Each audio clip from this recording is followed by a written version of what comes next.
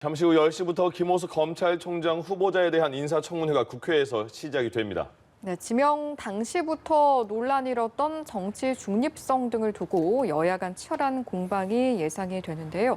유용화 한국외대 초빙 교수, 이상일 전 국회의원과 함께 관련 내용 짚어보도록 하겠습니다. 네, 두 분 어서 오십시오. 안녕하세요. 예. 네. 앞서 장윤희 기자가 오늘 나올 핵심 쟁점들을 여러 개 짚어줬거든요. 네. 분위기 어떨까요, 오늘? 근데 글쎄 오늘 아침에도 뭐 옵티머스 네. 관련 변호를 했다라는 보도가 있어갖고 오늘 아마 예. 청문회에서 상당히 쟁점이 될 것 같은데요. 지금까지 봤을 때 김호수 후보자 같은 경우는 정권 청와대나 법무부에서 그러니까 이전에 이성윤 지검장을 검찰총장 추진위에 안 올렸잖아요, 명단을. 네네. 그러니까 상당히 이성윤 지검장이 됐다 그러면 더 논란이 됐을 텐데 그런 부분을 봤을 때는 김호수 후보자에 대해서는 개인적인 물론 이제 청문회 과정에서 검증을 거쳐야겠지만 예. 개인적인 비리라든가 도덕적인 문제라든가 이런 부분들은 상대적으로 그렇게 크게 부각되는 것 같지는 않아요. 반면에 이제 지금 얘기한 대로 야권에서의 정치적 중립에 대한 문제, 정치적 중립을 지킬 수 인사냐 예. 이런 점들이 최대의 공격이 될 것 같은데요. 반면에 또 여권에서는 검찰 개혁을 제대로 추진할 수 있는 사람이냐 이 점도 굉장히 중요한 것이죠. 검찰 개혁을 안착시키고 검경수사권 조정이라든가 여러 가지 직제 개편이라든가 이런 문제에 있어서 검찰이 새로운 권력으로 태어날 수 있는 이러한 부분을 총장으로서 리더십을 갖고 지휘할 수 있느냐. 물론 검찰 중립성 논란도 잠재워야겠지만 예. 그런 점들을 제가 보기엔 청문회에서 주요한 문제가 될 거라 보여집니다. 예. 예상 한번 해주시죠. 네. 이 야당은 아마 김호수 후보자에 대해서 굉장히 매서운 검증의 잣대를 들이댈 겁니다. 그런데 네. 가장 문제는요. 이 정권이 검찰 개혁을 수없이 외치고 있지만 그게 검찰 개혁이냐 이거죠. 검찰을 개혁한다면 검찰이 어떤 범죄 혐의에 대해서도 권력의 눈치를 보지 않고 정치적 중립성, 수사의 독립성을 유지를 하면서 철저히 수사하는 게 검찰의 본분이에요. 네. 근데 이 정권이 해온 게 어떤 겁니까? 살아있는 권력, 현 정권에 대한 범죄 혐의에 대해서 수사하는 검사들 인사를 통해서 전부 자천시키고 그 말 잘 듣는 친정부 성향의 검사들 요직에 앉혀서 수사 방해하고 있는데 이게 검찰 개혁입니까? 근데 김호수 이분은 박상기, 조국, 추미애 법무부 장관 밑에서 일했던 분이에요. 차관으로. 예. 그다음에 조국 전 장관 수사 때, 당시 장관일 때죠. 많은 범죄 혐의가 나와서 수사를 하고 있을 때 윤석열 당시 검찰총장을 수사에서 배제하자고 했던 분입니다. 네. 그러니까 김호수 이분이 검찰총장 후보자 추천위원회에서 4명의 후보자가 있었는데 거기서도 꼴찌를 했던 분이에요. 그런데 법무부 장관 박범계 장관이 이분을 제청을 했단 말이죠. 말 잘 듣는 분을 검찰총장에 앉혀서 살아있는 권력에 대한 수사를 막아보겠다 이런 거로 야당은 해석할 수밖에 없어요. 예.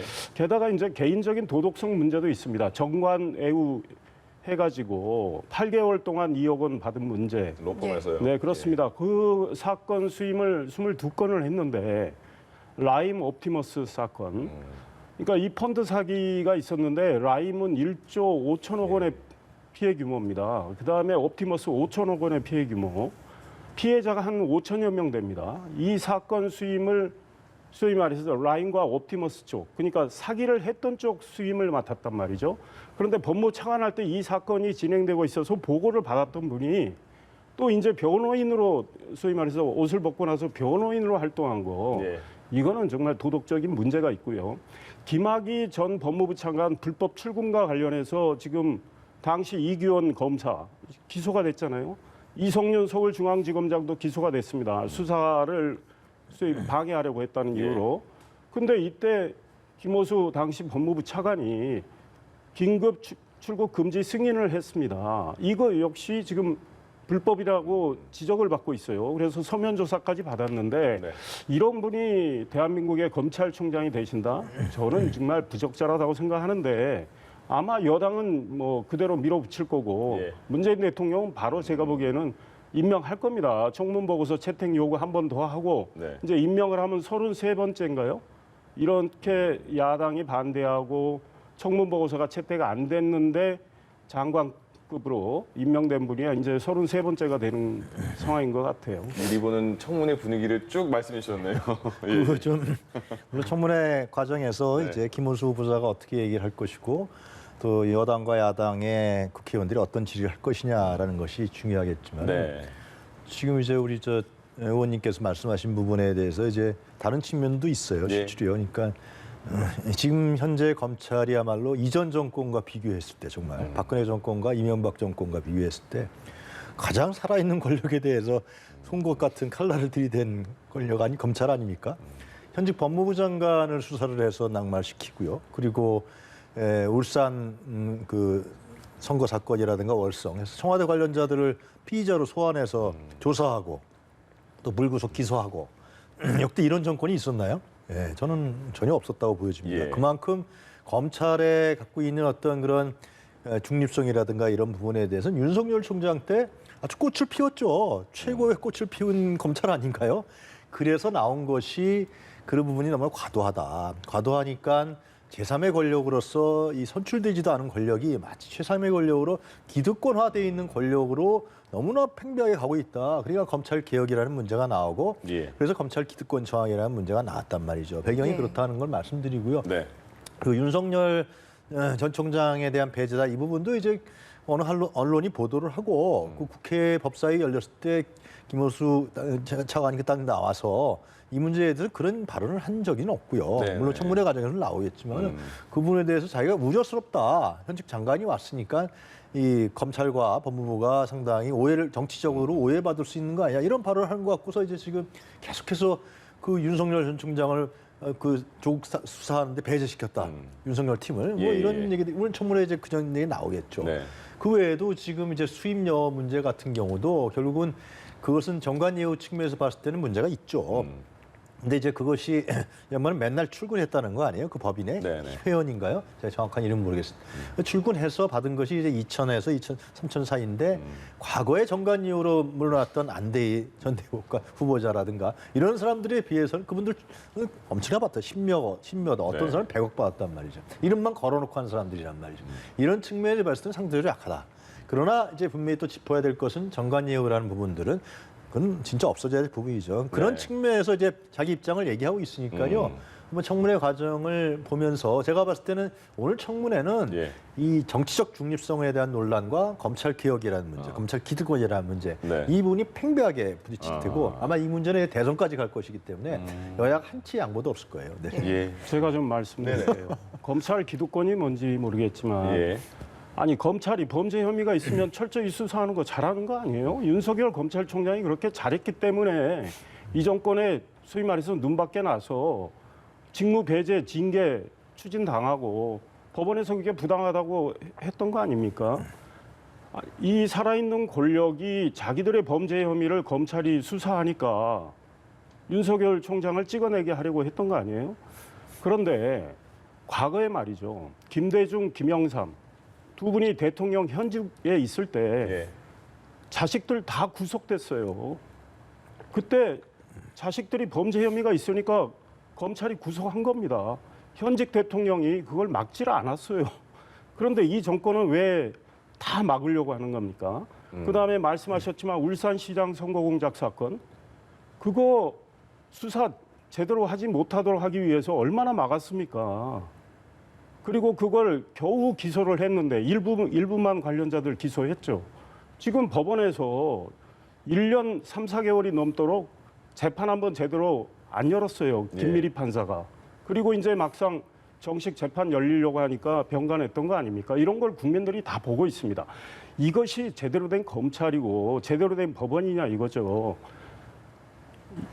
야권의 범죄 혐의는 예. 정말 탈탈 털다시피 해서 한다면 아니 여권의 범죄 혐의도 탈탈 털다시피 하는 게 검찰입니다. 예. 그러니까 검찰이 권력의 눈치를 보지 않고 정치적 중립과 수사의 독립성 유지하면서 모든 범죄 혐의를 밝혀내는 게 제대로 검찰이 하는 일이에요. 예. 그거를 못하게 현 정부가 막았던 거고 그 과정에서 친정부 성향의 검사들이 현 정부에 그걸 막으려는 걸 편을 들었기 때문에 국민들이 소위 말해서 어영검사 이런 소리를 하는 겁니다. 그래서 지금 검찰의 중립성 문제에 대해서 왜 김호수 후보자에 대해서 다들 걱정을 하고 있습니까? 아, 저분이 윤석열 전 검찰총장 반의 반도 못할 거 아니냐. 그러면 살아있는 권력의 범죄 혐의는 덮을 가능성이 있고 예. 야당이나 반대 세력의 범죄 혐의는 뭐 있는 그대로 다 수사한다. 그러면 이게 공정이고 정의냐 이거죠. 그래서 지금 민주당에 대한 이미지 조사가 어제 민주당에서 발표한 것도 있어요. 네네.